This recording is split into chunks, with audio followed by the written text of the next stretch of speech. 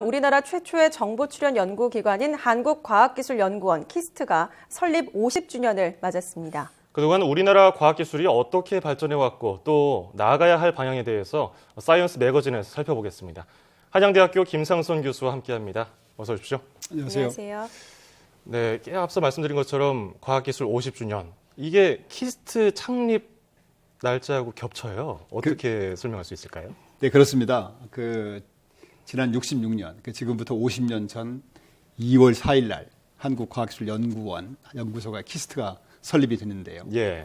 이때를 기점으로 보통 이제 50년 얘기를 하는 이유가 이게 그전에도 이제 원자력이라든가 지질자원이라든가 천문 이런 국가연구소가 있었지만 정부 출연 연구기관 형태로는 이게 최초입니다.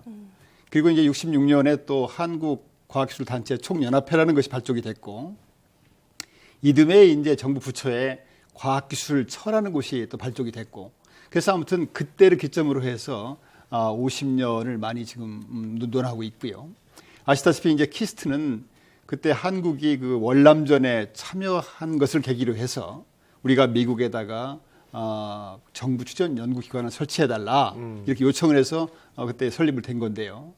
지금 돌이켜보면 상당히 좀 탁월한 선택이 아니었느냐 생각이 됩니다. 네, 이 키스트 설립 초기에 재미있는 일화가 많다고 들었거든요. 네. 몇 가지 소개해 주신다면 어떤 것들을 좀 꼽아볼 수 있을까요? 네, 일화가 참 많은 것 같아요. 그중에서도 이제 특별히 이제 기억에 남는 것들이 주로 연구원 우대하는 분위기에 관련되는 일화들이 많이 남습니다. 예. 그 당시만 해도 이제 통금이 있어서 통금 시간이 지나면 못 다녔지 않습니까? 예. 키스트 근처에서 이제 키스트 연구원이 통금에 걸리면은 그 단속 경찰이 오시면은 이제 키스트 신분증을 보이면은 경례를 해주면서 조심해서 가시라고 했다는 말도 있고요. 수고하신다고. 예. 또 이제 해외 유치과학자가 오시면은 이제 관사 제공은 물론이고 당시에 서울대학교 교수보다도 급여를 뭐 3배 정도 더 많이 드렸다. 예. 최고의 대접을 해줬다. 이런 것도 있고요.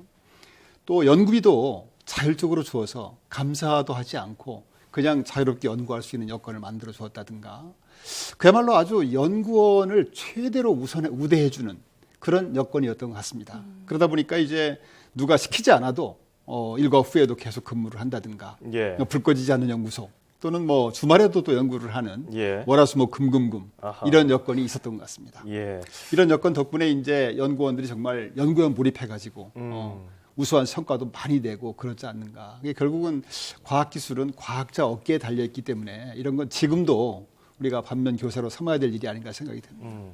이게 최초 정부 출연 연구기관이라는 자부심도 있고 본인들이 우리나라를 먹여 살리겠다는 그런 사명감도 있었을 것 같은데 그럼 키스트 이후에 정부 출연 연구기관은 어떤 식으로 발전해 왔습니까? 키스트 설립 당시만 해도 사실 우리나라 과학기술 분야가 기초부터 실용화까지 전체가 다 텅 비어 있는 그야말로 황무지 상태였지요. 예. 그러다 보니까 이제 국가연구소라고 하면 보통 기초나 원천 연구를 해야 된다고 알고 있는데 당시에 우선 급했던 것이 이제 이 시장 근처에 있는 신공정, 신제품 개발 이런 실용화 연구가 우선 급했지요. 그런 연구에 주로 이제 주력을 하면서 성과를 많이 냈고 또 동시에 그 당시만 해도 이제 산업체나 대학의 인력들이 많이 모자랄 때였기 때문에 키스트에서 인력을 키워서 그런 데를 확산해서 보급하는 그런 데도 상당히 기여를 많이 했다고 보고 있습니다. 예.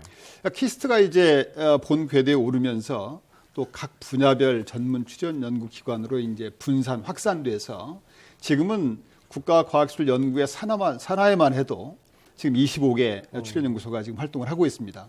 예를 들어서 뭐 산업에 관련되는 기계, 전기, 화학 이런 것도 있고요. 또 기초에 관련되는 표준이라든가 기초과학지원연구원, 뭐 지질자원, 에너지 뭐 이런 연구도 있고요.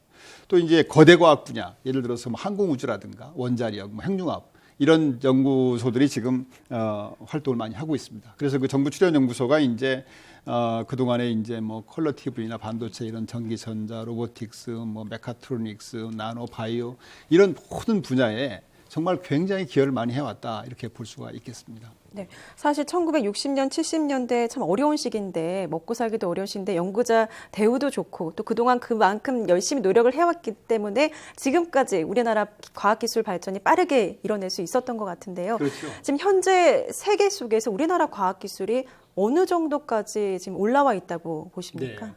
그래서 우리나라 과학기술이 아까 말씀드린 것처럼 사실 60년대 뭐 황무지였죠. 황무지였는데 지금은 이제 그 발전을 거듭해 와서 지금 명실상부하게 지금 세계적인 수준에 와 있다 이렇게 볼 수가 있는데요. 혹자들은 이제 뭐 다른 분야도 그렇게 말씀을 하고 있습니다만은 이 과학기술 분야도 이거는 정말 코리안 미러클이다. 어떻게 황무지에서 이렇게 이럴 수가 있느냐. 예. 이렇게 말할 정도가 지금 되고 있습니다. 몇 가지 예를 들어서 말씀드리면은 우선 이제 투자를 많이 얘기하지 않습니까? 예. 그 과학기술 투자가 지금 GDP 대비 세계 1위고요. 또 절대 규모에서도 세계 6위고 정부 예산에서도 봐도 정부 총 예산의 5%를 지금 과학기술에 투자하고 있을 정도로 높아지고 있습니다. 그래서 그동안에 참 어려운 여건 속에서도 정부와 민간이 힘을 합해서 투자 확대 노력을 해온 것은 정말 박수를 보낼 만한 일이라고 보고 있고요. 또 연구개발 주체에서 볼 때도 주체가 이제 보통 정부 출연연구소, 기업, 대학 이렇게 우리가 구분을 해본다면은 정부 출연연구기관도 지금 한 30여 개로 발전을 했을 뿐 아니라 기업부설 연구소도 지금 한 3만 5천 개 정도 해서 굉장한 발전을 했고요. 예. 대학 같은 경우도 예전에는 주로 연구를 안 하고 주로 교육만 했던 데 비해서 지금은 오히려 교육을 걱정할 만큼 연구를 지금 많이 하고 있을 정도로 지금 발전을 하고 있고요.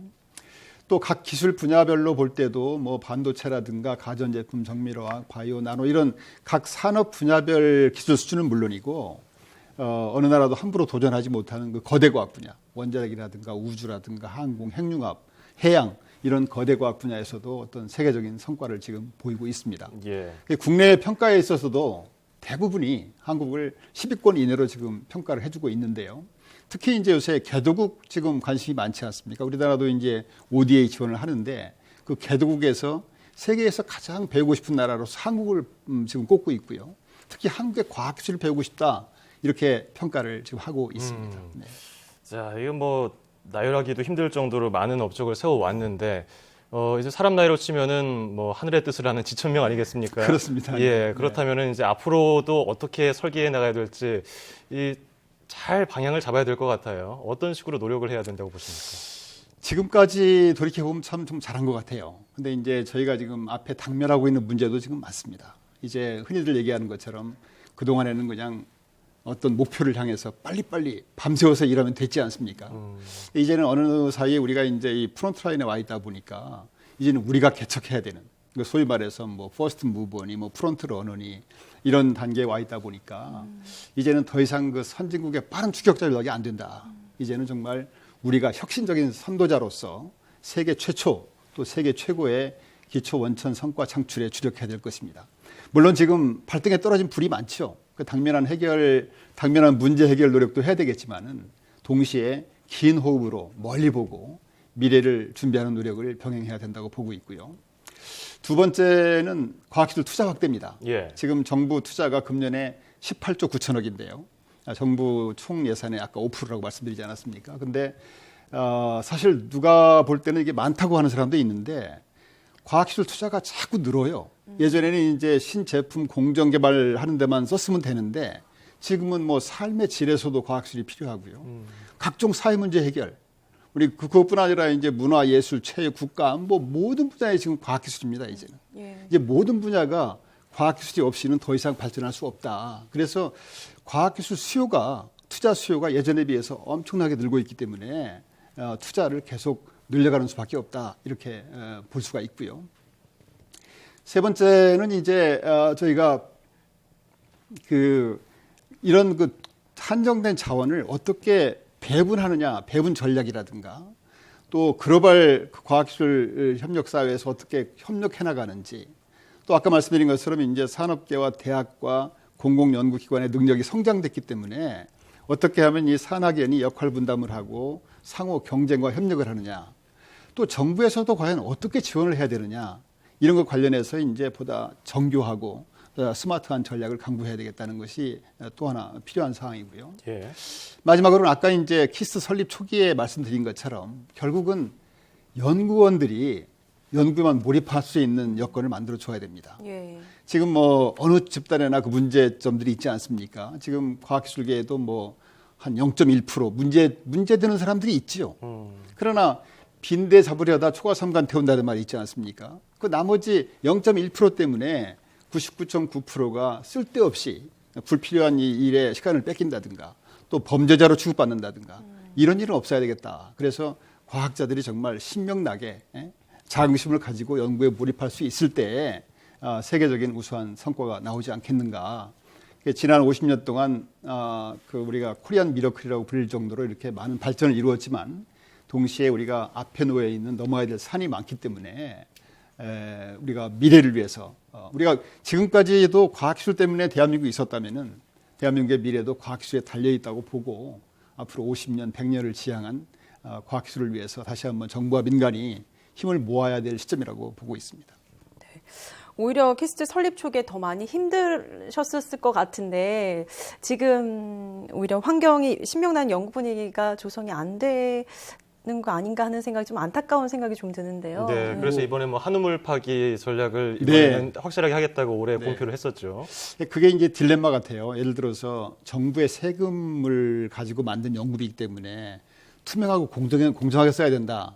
이쪽도 일리가 있죠. 근데 아까 말씀드린 것처럼 사실 많은 연구 집단이 공정하게 투명하게 연구비를 사용하고 있고 또 연구 개발이라는 것이 일반 공사와 달리 그렇게 할 수가 없는 겁니다. 불확실성이 많고 여러 가지 방법이 있기 때문에 결국은 자율성을 주는 게 최고다. 그래서 네. 연구원들이 물론 연구원들도 성과로 보답을 해야 되겠죠. 그런 노력이 같이 필요하다고 보고 있습니다. 네, 성과에 쫓기는 것이 아니라 진정으로 연구에 몰입할 수 있는 환경이 조성되길 기대해 보겠습니다. 지금까지 한양대학교 김상선 교수였습니다. 고맙습니다. 감사합니다.